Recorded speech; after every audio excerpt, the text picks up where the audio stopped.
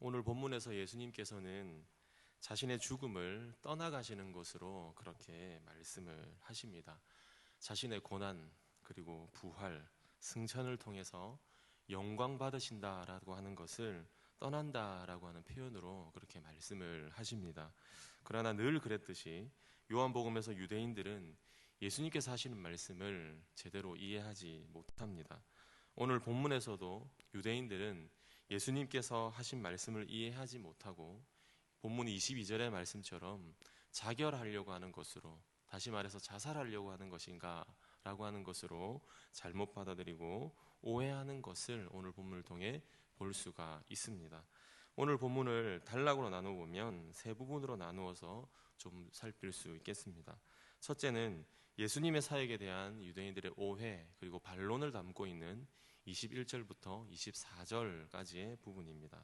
둘째는 예수님의 정체성에 대한 논쟁을 담고 있는 25절부터 29절, 그리고 끝으로 사람들의 긍정적인 반응을 담고 있는 30절, 이렇게 세 부분으로 나눌 수 있습니다.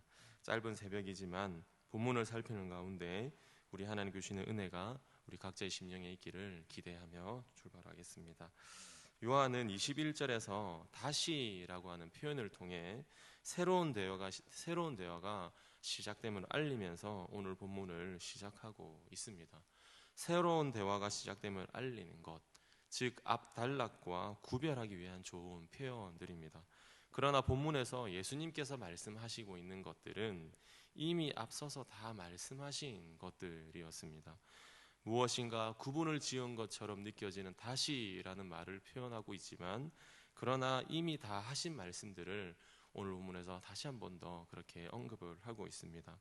예수님께서는 앞에서 사용했던 단어 그리고 개념들을 다시금 이렇게 사용하시면서 자신의 길이 무엇인가, 그리고 자기를 믿지 않는 사람들의 운명이 어떻게 될 것인지에 대해서 지금 본문에 말씀을 하고 있습니다. 그럼에도 불구하고 유대인들은 전혀 이해하지 못하고 알지 못하는 것을 보게 되죠. 유대인들은 육체를 따라 판단하기 때문에 예수님의 말씀을 오해하게 됩니다. 앞서 잠시 언급했던 것처럼 떠나신다라는 예수님의 말씀을 듣고는 자결하려고 하는 것인가 라고 생각하고 이해했다라고 하는 것이죠. 앞선 본문이었던 7장 33절에서 35절에서도 유대인들은 이와 같은 예수님의 말씀에 대해서 오해를 한 바가 있습니다. 어떤 부분인가 하면 예수님께서 자신을 보내신 분께 돌아가겠다라고 하는 그 표현들을 들었을 때에 디아스포라, 즉 흩어진 유대인들에게 가서 그들에게 가서 가르치시겠다라고 하는 것으로 오해를 한 바 있습니다. 그렇기 때문에 이들은 예수님께서 하신 말씀 제대로 이해하지 못하고 계속해서 오해하고 그렇게 알아듣지 못하는 것을 볼 수가 있습니다. 무튼 이렇게 오해하는 유대인들을 향해서 예수님께서 오늘 본문 23절에서 이렇게 말씀을 하십니다. 예수께서 이르시되 너희는 아래에서 났고 나는 위에서 났으며 너희는 이 세상에 속하였고 나는 이 세상에 속하지 아니하였느니라, 그렇게 말씀을 합니다. 예수님께서는 유대인들의 오해에 대해서 지금 응답을 하신 겁니다. 무엇이라고 지금 응답을 하신 겁니까? 근원이 다르기 때문임을, 그들이 거하고 있는 소속이라고 하는 것이 다르다는 것을 지금 말씀하고 있습니다.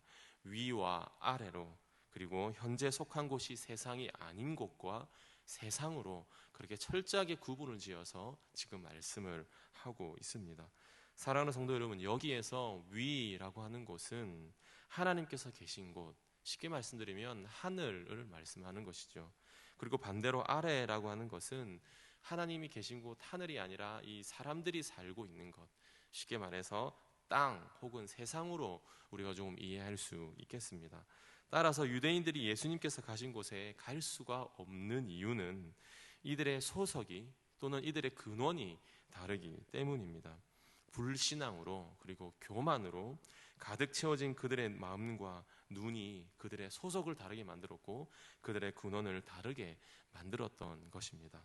뒤로 갈수록 등장할 것이지만 결국 이들의 문제는 믿음의 문제임을 우리가 조금 알게 되게 됩니다.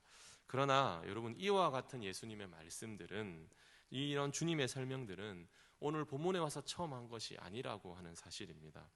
니고데모와의 대화를 담고 있는 이미 요한복음 3장을 통해서 우리가 들은 바 있고, 생명의 빵과 관련된 설명을 하고 있는 6장에서도 우리가 이미 들었기 때문에 이미 다 주님께서 하신 말씀들이었습니다. 본문에서 처음 하신 설명이 아니라 이 주님의 신적 기원에 대해서 우리 주님은 여러 차례 그렇게 여러 번 반복해서 하셨던 설명인 것이지요. 하지만 이들은 전혀 이해하지 못하고 오해하고 모르고 있는 것입니다. 그러면서 우리 주님은 21절의 이 말씀을 조금 더 구체화시켜서 말씀을 하시는데 24절로 가면 이렇게 말씀을 합니다. 그러므로 내가 너희에게 말하기를 너희가 너희 죄 가운데서 죽으리라 하였노라. 너희가 만일 내가 그인 줄을 믿지 아니하면 너희 죄 가운데서 죽으리라. 그렇게 24절에서 말씀합니다. 죄로 인하여 죽는 이유가 여러분 무엇입니까? 24절에서 무엇이라 말씀하고 있습니까? 예수님을 믿지 않기 때문이다. 그렇게 분명하게 말씀하고 있습니다. 여기에서 그라고 하는 것은 하나님과 함께 계셨고 하나님과 같이 세상을 창조하신 독생자 하나님을 의미하고 있는 것입니다. 그러니 곧 예수 그리스도께서 하나님의 보냄을 받은 창조자라는 것을 지금 말씀하는 것이죠. 이 주님을 믿지 않으면 어떻게 된다는 것입니까? 죄 가운데서 죽는다라고 하는 것을 말씀합니다. 그러면서 예수님을 믿어야 한다는 것을 지금 말씀하시면서 믿음이 중요하다는 것을 지금 언급하고 있는 것입니다. 사랑하는 성도 여러분, 그렇다면 반대로 죽지 않는 방법이 무엇이겠습니까? 제가 조금 전에 말씀드린 것처럼 그들이 예수님을 뭐 하면 되는 겁니까? 믿으면 되는 것입니다. 성도 여러분, 사실 유대인들은 하나님을 알고 있는 사람들입니다. 한 걸음 조금 더 나아가 보면 옛 언약의 관계를 맺고 있었던 그런 사람들이 유대인들이었습니다. 그러나 구약에서 약속한 대로 메시아를 통해 새 언약 관계의 그 안으로 들어가는 그 길 위에 서지 못했던 사람들이 유대인들이었다고 하는 사실이죠. 그래서 주님은 24절의 말씀을 통해 죽어가고 있는 그들의 현 상태를 지적하고 계시고 한 걸음 더 나아가서 생명으로 이동할 수 있는 방법이었던 믿음이라고 하는 것을 말씀하시면서 그들에게 믿음을 권유하고 있는 것으로 우리가 좀 이해하고 볼 수 있겠습니다. 하나님의 말씀을 반역하는 어둠이라고 하는 그런 영역이 아니라 빛 대신 하나님의 통치의 그 영역 안으로 들어가야 된다는 것, 근원이 달라져야 한다는 것, 소속이 달라져야 한다는 것을 지금 주님 우리에게 말씀해 주고 있는 것입니다. 그렇게 해야지만이 너희가 제 가운데서 죽지 않고 하나님이 계신 곳으로 올 수 있다는 사실을 말씀하고 있는 것입니다. 여러분, 25절부터는 예수님의 정체성에 대한 논쟁과 그의 결과들이 이제 주어집니다. 25절에서 유대인들은 예수님께 단도직입적으로 그렇게 질문하며 묻습니다. 무엇이라 묻습니까? 내가 누구냐라는 유대인의 질문들입니다. 이런 내가 누구냐라는 유대인들의 이러한 질문에 주님은 이렇게 말씀하시죠. 나는 처음부터 말하여 온 자다. 그렇게 예수님께서 말씀을 하십니다. 그러면서 주님은 26절에서 자신을 반대하는 자들에게 할 말이 많이 있지만 그러나 내가 하지 않겠다. 내 뜻대로 말하지 않겠다. 이유는 하나님께서 자신을 보내셨기 때문에 하나님께 들은 것만, 주님께서 말씀하라고 하신 것들만 내가 이야기하겠다. 그렇게 말씀을 하시죠. 이와 같은 주님의 말씀을 들은 이들은 깨달지 못하였다. 그렇게 27절에서 말씀을 합니다. 여러분, 앞선 5장에서 주님은 이미 자신과 하나님 아버지와의 관계에 대해서 충분히 설명하신 바가 있습니다. 그럼에도 이들은 아직도 깨닫지 못하고 있는 것을 우리에게 보여주고 있습니다.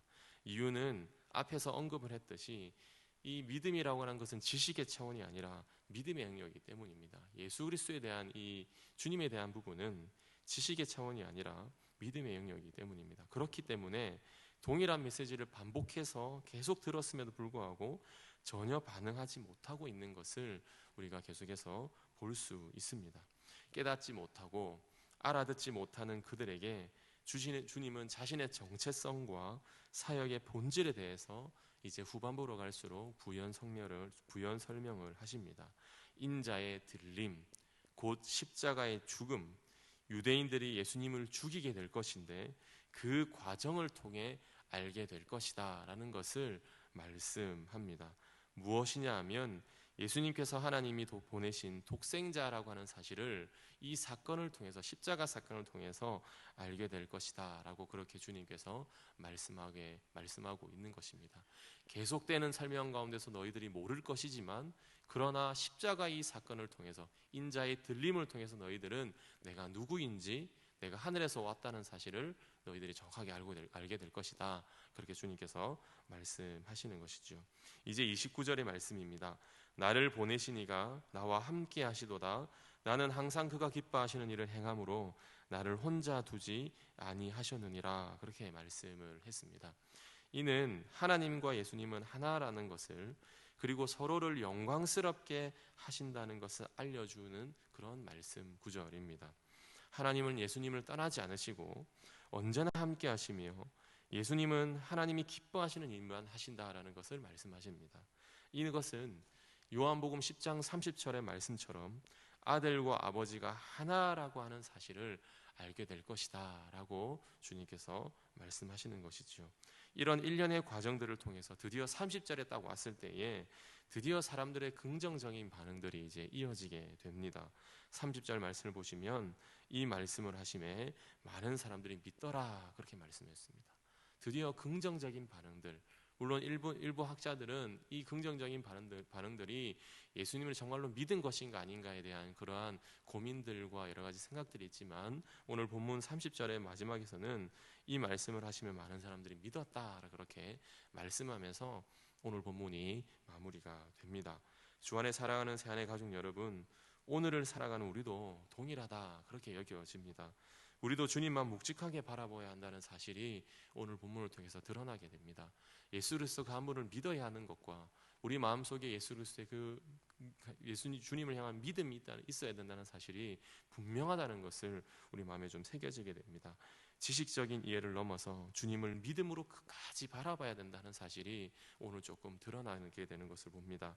신사참배라고 하는 이 어려움의 때에 그 자리에서 끝내 일사가구의 신앙으로 주님을 향한 신앙의 정절을 시켰던 믿음의 선배 주기철 목사님의 그 간절함과 묵직함이 오늘을 살아가는 우리 모두의 마음에도 있어야 한다는 것을 우리가 오늘 보게 됩니다. 어떠한 상황과 환경과 어려움 앞에 선다 할지라도 우리의 이해와 우리가 뭔가 받아들이지 못하는 그런 상황이 온다 할지라도 주님을 향한 믿음을 가지는 것, 주님을 떠나지 않는 것, 어둠의 영역이 아니라 빛 대신 주님의 영역 안에서 믿음으로 살아가는 것, 그것이 우리의 삶에 필요하다는 것을 오늘 본문을 통해 우리가 알게 됩니다. 그런 묵직함으로 주님을 바라봐야 한다는 것을 오늘 본문을 통해 알게 됩니다. 내가 누구냐, 너가 누구냐라고 하는 유대인들의 단도직입적인 질문, 여러 차례 설명을 했음에도 불구하고 무지하고 교만하고 아무것도 알지 못하여서 알아듣지 못하는 유대인들을 우리 오늘 본문을 통해서 보았습니다. 오늘을 살아가는 우리 모두의 마음에는 이와 같은 마음은 없는지를 좀 돌아보면 좋겠다 싶습니다. 참 생명 되시는 주님, 하늘의 양식이 되시는 주님을 정확하게 바라보고 있는가, 나는 정말로 그 주님을 보고 있는가를 우리가 좀 돌아보면 좋겠다 싶습니다. 주 안에 살아가는 성도 여러분, 아무쪼록 세상을 살아가는 중에 결단코 흔들리지 말고 살아계신 주님을 오직 믿음으로 좀 바라보고 우리가 거하는 모든 곳에서 주님을 드러내는 삶, 하나님께서 기뻐하시는 일을 감당하는 성도의 삶이 오늘 하루를 살아가는 새안의 모든 가족들의 삶 되시기를, 그렇게 주님을 향한 믿음만 바라보고 살아가는 우리 모두의 삶 되기를 사랑하는 주님의 이름으로 기대하고 축복합니다. 기도하겠습니다.